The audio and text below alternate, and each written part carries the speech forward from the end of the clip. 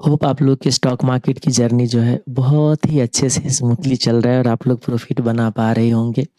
मैं तो थोड़ा लंबे गैप के बाद स्टॉक मार्केट से रिलेटेड कुछ भी आप लोगों को गाइडेंस लेके आया हूँ, क्योंकि जैसे आप लोग जानते हैं मेरा ज़्यादा प्रायोरिटी जो होते हैं, फर्स्ट प्रायोरिटी होता है सीए और सीएमए के स्टूडेंट को पहले उसको सपोर्ट करना।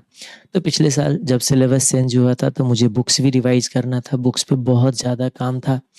और स्टॉक मार्केट ऐसा तो है नहीं कि आओ 1-2 मिनट लगा लो और कुछ कर लो, ऐसा नहीं है। इसके लिए फुल टाइम देना होता है। मुझे टाइम नहीं मिला, तो मुझे लगा अगर मैं आप लोगों को टाइम नहीं दे सकता हूँ तो वीडियो ना बनाना मैं ज़्यादा एप्रोप्रिएट समझा। क्योंकि अगर मैं आप लोग का वैल्यू एडिशन ना कर पाऊँ और उसके लिए मुझे टाइम देना पड़ता, मैं टाइम देता नहीं, तो मुझे लगा कि आप लोगों को धोखा देने से अच्छा है वीडियो बनाओ ही मत। अभी मेरा जो सीए फाइनल या सीएमए फाइनल का जो नेक्स्ट बैच है, वो अभी जनवरी से मैं स्टार्ट कर रहा हूँ। तो मेरे पास अभी नवंबर की 10 डेज और दिसंबर के फुल 1 मंथ, 1.5 मंथ कह सकते हैं, मैं फ्री हूँ। तो मुझे लगा चलो ठीक है, थोड़ा सा स्टॉक मार्केट में टाइम स्पेंड करते हैं और कुछ जितना हो सकता है पॉसिबल हो आप लोगों को कुछ नॉलेज में अपना शेयर करने की कोशिश करता हूँ। मैंने 2 दिन पहले यानी कि सैटरडे को आज मैं वीडियो रिकॉर्ड कर रहा हूँ। तो आज का जो डेट है ये है आपका क्या कहते हैं 19th ऑफ नवंबर।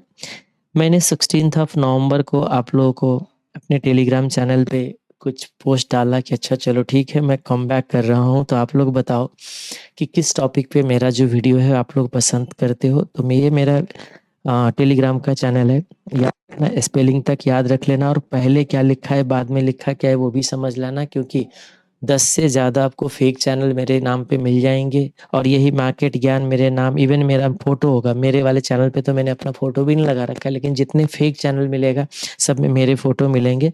तो बच के रहना, वो लोग आपसे पैसे माँगते हैं। कितने बार मैंने टेलीग्राम चैनल पे आप लोगों को लिंक भी दिया था कि रिपोर्ट करो, लेकिन टेलीग्राम की जो सपोर्ट टीम है वो उतना एक्टिव नहीं है। आप कितना भी रिपोर्ट कर लो वो हटाता नहीं है। तो ये चीज़ आप लोगों को खुद ध्यान रखना है।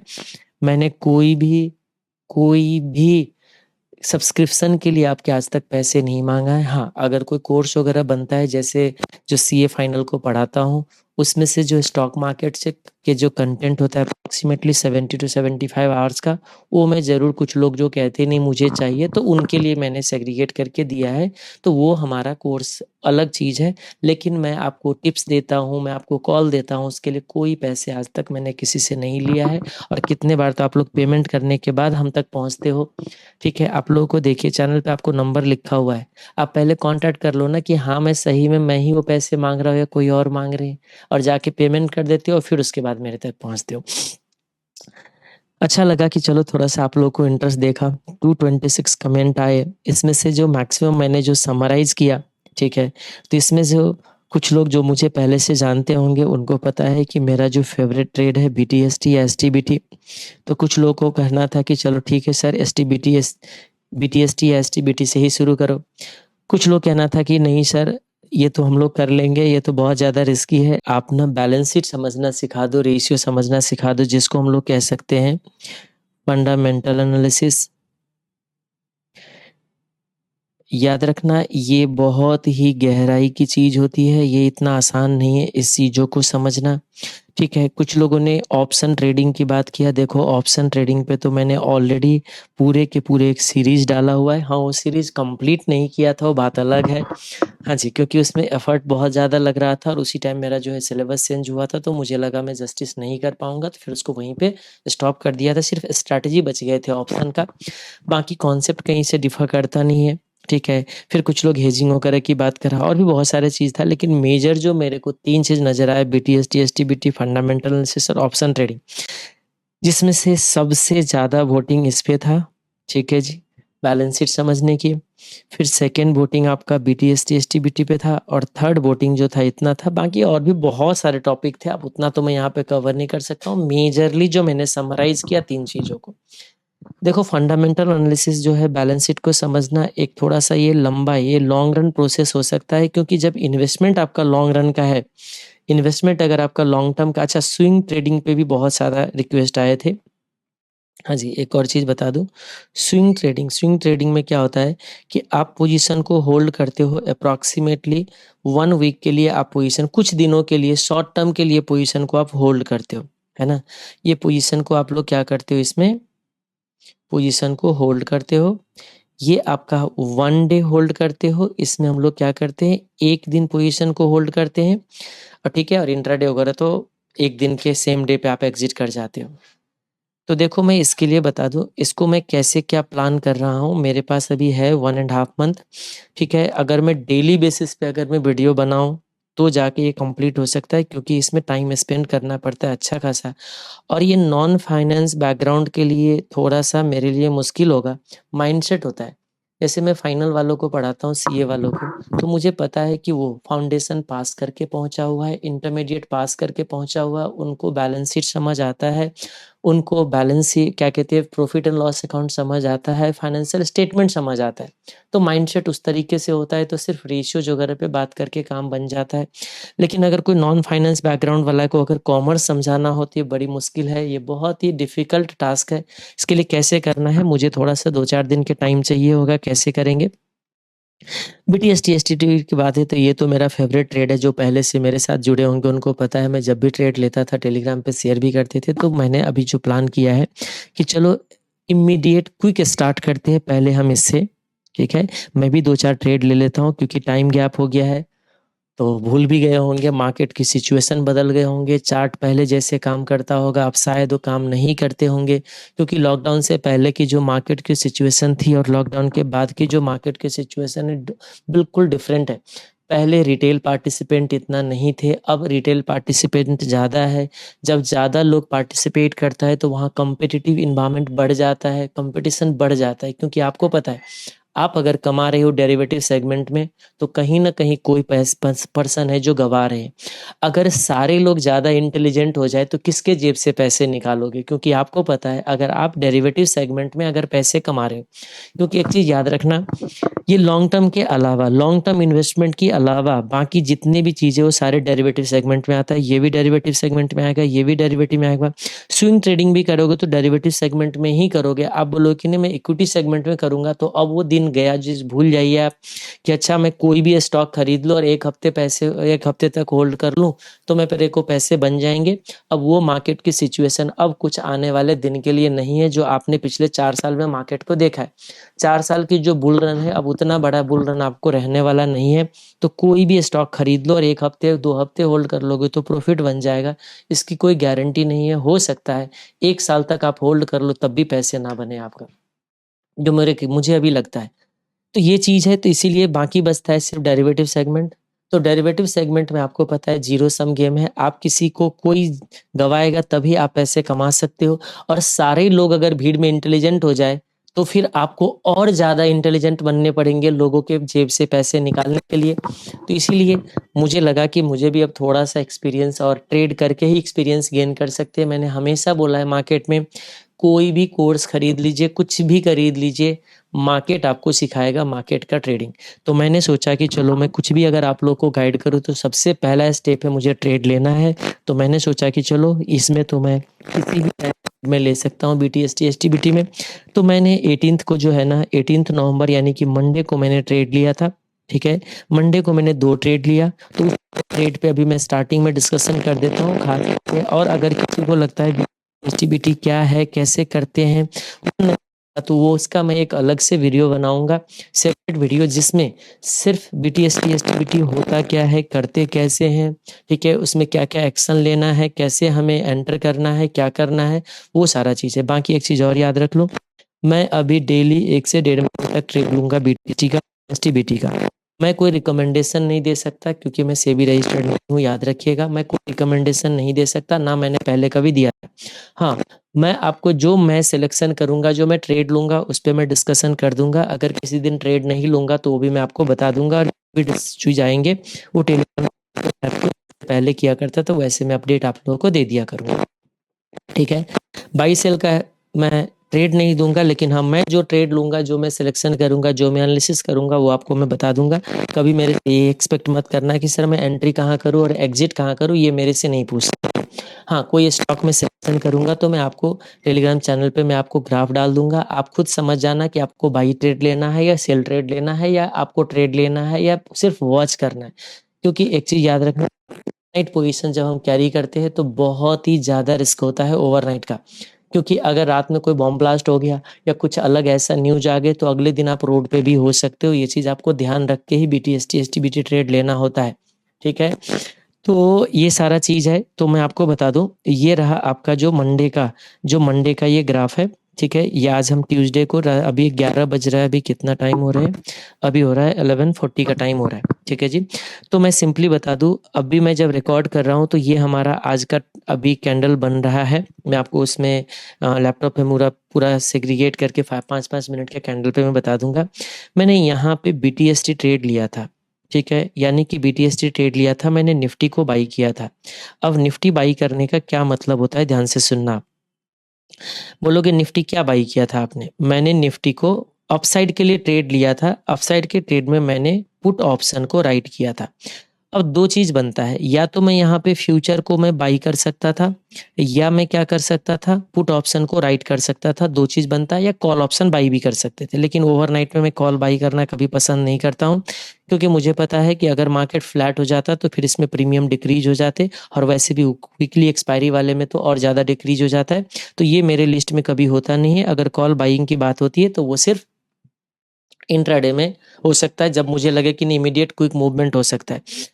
फ्यूचर बाइंग के लिए मैं इसलिए नहीं गया क्योंकि रेड कैंडल पे बीटीएसटी बहुत ज़्यादा रिस्की होता है, ठीक है? तो इसीलिए रिस्की ज़्यादा इसलिए हो जाता है क्योंकि फ्लैट भी रह सकता है। जब मार्केट इतना ज़्यादा नीचे गिरता है तो और कंटिन्यूअस करने की पॉसिबिलिटी थोड़ा कम है। लेकिन मैंने क्या देखा, मैं आपको एनालिसिस पहले बता दूँ कि 200 डेज़ का मूविंग एवरेज है। मूविंग एवरेज मैं यूज़ करता हूँ, आज भी मैं पहले भी मैं यूज़ करता था और अभी भी यूज़ करूँगा।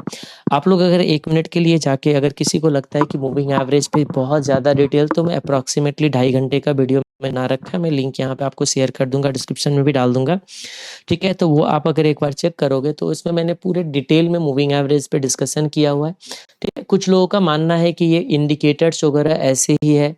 मैं आपको बता दूं, मूविंग एवरेज एक आइडिया देता है कि हम जो भीड़ है वो भीड़ क्या सोचता है। उस सोच के बेसिस पे मुझे लगा कि एक मूवमेंट में सीधा इसको देखो, पहले दिन तो रुका हुआ है, सेकेंड डे भी रुका, लेकिन थर्ड डे ना क्लोजिंग दिया, तो मुझे थोड़ा सा डाउट था कि ये कॉन्टिन्यूअस होना, इतने लंबे बुल रन के बाद 200 डेज के मूविंग एवरेज को ब्रेक करके कॉन्टिन्यूअस बहुत नीचे चला जाए, इसकी प्रोबेबिलिटी, क्योंकि मार्केट प्रोबेबिलिटी गेम है, याद रखना, मुझे लगा कि इसकी पॉसिबिलिटी कम है। इसका मतलब या तो यहाँ पे 2-3 दिन टाइम स्पेंड करके ऊपर जाएगा, या हो सकता है अगले दिन ही बाउंस हो जाएगा। तो अगर टाइम स्पेंड करेगा तो फिर मैं फ्यूचर बाई नहीं कर सकता, क्योंकि मुझे प्रॉफिट नहीं होगा। टाइम स्पेंड करने का मतलब है कि अगर उसी सेम लेवल पे रह जाए तो फ्यूचर, अगर पुट को राइट कर दोगे तो आपको फायदा हो जाएगा। तो इसीलिए मैं इस ट्रेड के साथ गया कि चलो पुट राइट करके देखते हैं। बहुत दिनों के लंबे गैप के बाद ट्रेड था, तो मैं ज़्यादा क्वांटिटी ट्रेड नहीं कर सकता, क्योंकि होता क्या है कि थोड़ा-सा आपको रिफ्रेश होना होता है। जैसे अगर आप ड्राइविंग करते हो, मान लीजिए आपने 1 डेढ़ साल के लंबे गैप अगर आपने ड्राइविंग में डाल दिया और एकदम से गाड़ी ड्राइव करोगे, तो हो सकता है थोड़ा-सा क्लच छोड़ने में या एक्सीलेटर लेने में थोड़ा-सा गैप आ सकता है। तो थोड़ा-सा होता है ना, गाड़ी थोड़ा-सा एकदम स्मूथ नहीं रन हो पाता है। तो वही चीज़ है। तो सिंपल ये ड्राइविंग है, ऐसे समझ जाओ, सिंपल सी बात है। तो मुझे लगा थोड़ा-सा क्वांटिटी कम में, मैंने 100 क्वांटिटी में मैंने क्या किया था, मैं आपको बता दूँ, निफ्टी पुट ऑप्शन को मैंने राइट किया था, बस वीकली एक्सपायरी वाले ही किया था। ये तो अभी एग्ज़िट कर चुका हूँ, इसीलिए आपको ऐसे दिखा रहा है, ठीक है? मैंने 100 क्वांटिटी को सिर्फ मैंने एग्ज़िट किया था। ये तो डेज़ पोज़ीशन है, कि अगर मैं नहीं कर रहा होता तो क्या होता, पहले मैं बता दूँ। 13,000 का मैंने प्रॉफ़िट बुक किया था इसमें पुट ऑप्शन में। अब फिर कुछ लोग बोलेंगे सर प्रॉफ़िट क्यों दिखा रहे हो? मैं लॉस भी दिखाऊँगा, टेंशन मत लो, मेरा ये पहला ट्रेड था। अब मैं ट्रेड का रिकमेंडेशन दे नहीं सकता, पहले मुझे खुद उसमें एंटर करके मुझे पहले देखना था कि मैं कहाँ स्टैंड करता हूँ, ठीक है? सिंपल सी बात है। आज से जो ट्रेड होगा वो मैं आपको टेलीग्राम पे मैं लिखना शुरू कर दूँगा, ठीक है? तो ये चीज़ जो है आपका मैंने आई थिंक 100 समथिंग में बेचा हुआ था। ठीक है, और ये मैंने 60 के आसपास किसी में मैंने बाई किया था। चाहिए ट्रेड बुक नहीं है, ये सिर्फ पोजीशन है। तो आपको पता है कि पोजीशन में यहाँ पे जीरो दिखा देता है जब एग्जिट कर जाते हैं हम। तो मैंने 13,000 का प्रॉफिट बुक करके निकल गया था, क्योंकि मार्केट आज क्या हुआ, ऊपर चला गया। अगर मुझे ये पता होता, मुझे इस पे भरोसा नहीं था कि इस तरीके का ग्रीन कैंडल बनाएगा। अगर इस तरीके के ग्रीन कैंडल का इंडिकेशन अगर होता तो फ्यूचर बाई करने में बहुत ही अच्छे प्रॉफिट होते। जैसे 200 समथिंग पॉइंट का इसमें अप मूवमेंट अभी चल रहा है, तो मैं आपको बता दूं 100 क्वांटिटी भी हुआ था 20,000 प्लस की मुझे प्रॉफिट होते। तो पुट में थोड़ा सा रिस्क कम होता है राइटिंग करने में कंपैरेटिवली, तो प्रॉफिट भी कंपैरेटिवली कम हो जाता है, क्योंकि मार्केट थोड़ा सा नीचे चला भी जाता ना तो मुझे लॉस नहीं होता, क्योंकि जो प्रीमियम है वो प्रीमियम डिके होके, प्रीमियम डिक्रीज होके मुझे उतना का लॉस नहीं होता, तो इसलिए प्रॉफिट भी ज़्यादा नहीं हो पाया। ठीक है, चलो एक चीज़ ये रहा। मैंने दूसरा ट्रेड जो लिया था ये है मैरिको। इसमें भी मैंने बीटीएसटी ही लिया, क्योंकि मुझे एसटीबीटी मुझे थोड़ा-सा इतना ज़्यादा डाउनसाइड होने के बाद ना मुझे थोड़ा-सा इंडिकेशन था कि यहाँ से रिवर्स बैक होंगे, इसलिए मैंने एसटीबीटी नहीं लिया। और कोई मुझे ब्रेकडाउन वाले अच्छे स्टॉक भी नहीं मिल रहा था, इसलिए मैंने एसटीबीटी नहीं लिया था। वैसे मेरे रूल के मुताबिक ये चला नहीं, और होता भी है थोड़ा लंबे गैप के बाद आते हैं तो थोड़ा-सा रूल वगैरह इग्नोर करने लग जाते हैं। जब 2-4 बड़ा-सा लॉस होता है तो फिर अपने आप रूल जो होते हैं इंसान याद रख लेते हैं। ठीक है, तो कहीं न कहीं मैंने अपने रूल के अगेंस्ट गया। मैंने बोला था कि अगर ओवरनाइट पोजीशन कैरी करते हैं तो एक लॉन्ग साइड अपसाइड पोजीशन, तो एक डाउन साइड पोजीशन। लेकिन मुझे पता नहीं अंदर से कोई एक ऐसा फील ही नहीं आया कि मैं डाउन साइड वाले ट्रेड भी लूँ, तो मैंने सिर्फ लॉन्ग साइड लिया था। तो मैरिको में मैंने देखा क्या कि इस तरीके के कैंडल जब भी बनते हैं ना डाउन ट्रेंड में, तो मैं नॉर्मली देखता हूँ कि वहाँ से रिवर्स होने की पॉसिबिलिटी बनते हैं। और इतना नीचे तक गया और फिर रिवर्स होके वापस आ गया था और ग्रीन कैंडल बन रहे थे। यानी कि निफ्टी इतने बड़े रेड कैंडल बनाने के बावजूद भी ये थोड़ा-सा ऊपर साइड ही क्लोजिंग दे रहे थे, और मैंने देखा कि बहुत देरों तक ये नीचे नहीं जा रहे थे, तो मैंने इसमें भी बीटीएसटी लिया था। ठीक है, और इसका बीटीएसटी कितने पे है, मैं जब इसको ग्राफ को थोड़ा-सा ब्रेक करूँगा 5-5 मिनट में, तो मैं एग्ज़ैक्टली आपको बता दूँगा। ठीक है, मैंने बाय किया था, लेकिन ये आज जब एग्ज़िट करने की टाइम आया था, तो एग्ज़िट में मैंने थोड़ा-सा वेट किया था कि 600 क्रॉस करेगा क्या, कि मैंने वेट किया। लेकिन 10-15 मिनट तक 600 क्रॉस नहीं किया, और 600 एक होल नंबर होता है, तो मुझे लगा थोड़ा-सा रेजिस्टेंस ले रहा है, तो जितना मिला उतना लेके मैं निकल गया। तो आज मेरा जो बहुत लंबे गैप के बाद जो पहला डे था, मैंने उसमें 16,000 का मैंने आज प्रॉफिट बुक किया। तो लगा चलो शुरुआत ठीक ही हुआ है। अब ये शुरुआत अब आगे कैसे कंटिन्यू होता है वो मैं आपको बताऊँगा। जो मुझे जानते होंगे उसको मैं बता दूँ, मैं कभी भी आप लोग को धोखे में नहीं रखता। मैं कभी ये नहीं कहता हूँ, ठीक है, कि जैसे होते हैं ना कुछ लोग प्रॉफिट का स्क्रीनशॉट दिखा दिया, लॉस छुपा लिया, ऐसा कुछ नहीं। अगर मेरे को लॉस होगा वो भी आपके सामने होंगे, क्योंकि मैं जो भी ट्रेड लूँगा बाद से वो मैं आपको पहले ही शेयर कर दूँगा, और अगले दिन एग्ज़िट के टाइम पे मैं आपको स्क्रीनशॉट भी शेयर कर दूँगा। ये सिलसिला चलेगा 1 महीने तक। बाकी डिटेल अगर किसी को चाहिए तो आप डिटेल, अगर बीटीएस एसटीबीटी होता है क्या है, कैसे करते हैं, तो उसके लिए आप कमेंट करना। मैं कोशिश करूँगा कि उस पे भी आपको वीडियो बना दूँ। वैसे पहले का वीडियो बना हुआ है, लेकिन वो 4-5 साल पहले पुराना हो गया। लॉकडाउन से पहले का होगा, तो कोई बात नहीं, एक फ्रेश तरीके से मैं आपको एकदम पूरी डिटेल वीडियो मैं आपको बना दूँगा। मैं इधर लैपटॉप के स्क्रीन के साथ, क्योंकि इसमें मार्केट में जो ग्राफ वगैरह होते हैं उसको थोड़ा-सा ब्रेक करना, इसमें थोड़ा-सा अच्छे तरीके से चल नहीं पाता है, तो मैं लैपटॉप के स्क्रीन को लेके आ गया। अभी निफ्टी जो है 313.2 पर जा रहा है। अगर इस तरीके का इंडिकेशन होता कि एकदम से ऐसे रिवर्स करेगा, अगर ये क्लोजिंग नहीं दिया होता ना नीचे 200 डेज़ के मूव नीचे का, अगर ये क्लोजिंग नहीं होता तो थोड़ा-सा लगता कि चलो वापस आ सकते हैं। लेकिन ये जो क्लोजिंग 200 डेज़ के मूविंग एवरेज के नीचे देना था, ये थोड़ा-सा मुझे डरा रहा था। अगर इसके नीचे का क्लोजिंग नहीं होता तो मैं फ्यूचर ही बाय करता, लेकिन मुझे लग रहा था कि नहीं, थोड़ा-सा डरा रहे थे, इसलिए मैंने फ्यूचर को सॉरी पुट को राइट किया हुआ था। अदरवाइज़ अगर फ्यूचर बाय किया होता तो खैर 300 पॉइंट तो नहीं ले पाते, क्योंकि मार्केट तो समंदर है, 100% आप प्रॉफिट रियलाइज़ नहीं कर पाते हो। लेकिन एटलीस्ट जो ओपनिंग का 150-200 पॉइंट के आसपास था, 200-250 के आसपास, तो वो मैं 20,000 के आसपास तो प्रॉफिट ले लेता, अगर 100 क्वांटिटी भी मैंने अगर बाय किया होता फ्यूचर का तो।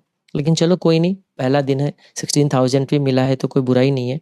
ठीक है, अच्छा मैं बता दूँ मैरिको मैंने कितने बजे एग्ज़िट किया था, वो मैं बता दूँ आपको। 10:19 पे एग्ज़िट किया था मैं, आ जाओ मैरिको पे 10:19 पे।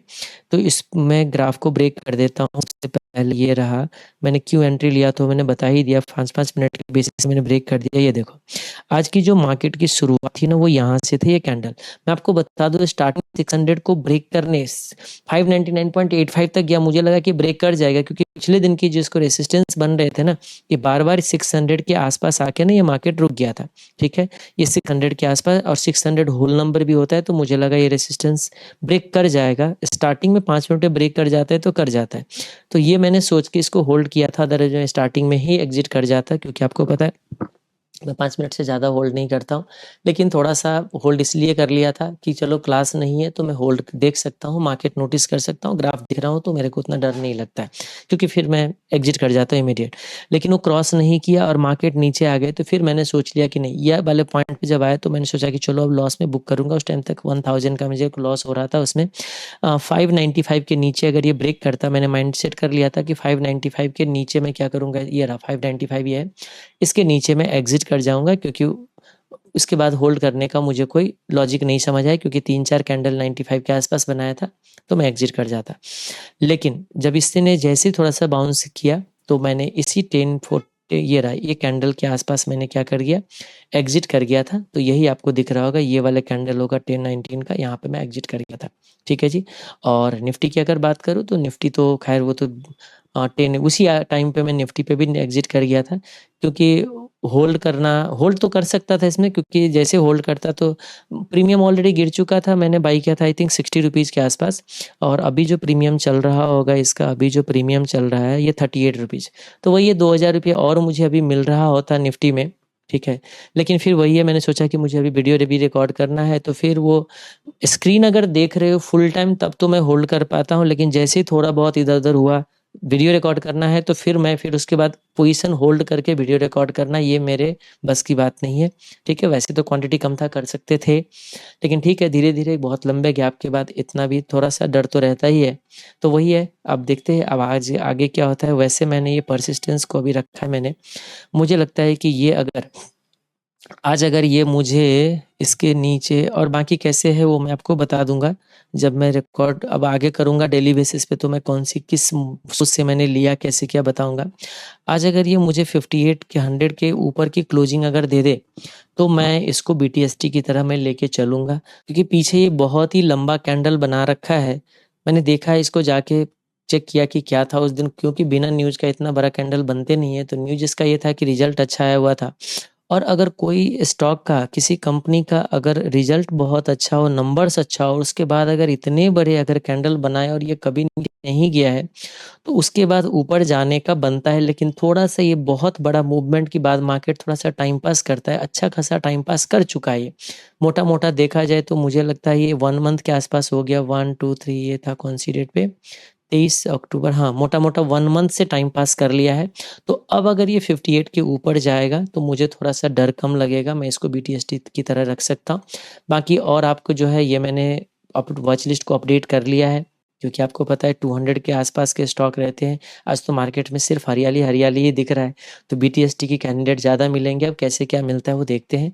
मिलते हैं शाम को 2:30 में टेलीग्राम चैनल पे, मैं आपको डिस्कशन ग्राफ वगैरह, चार्ट वगैरह शेयर कर दूँगा।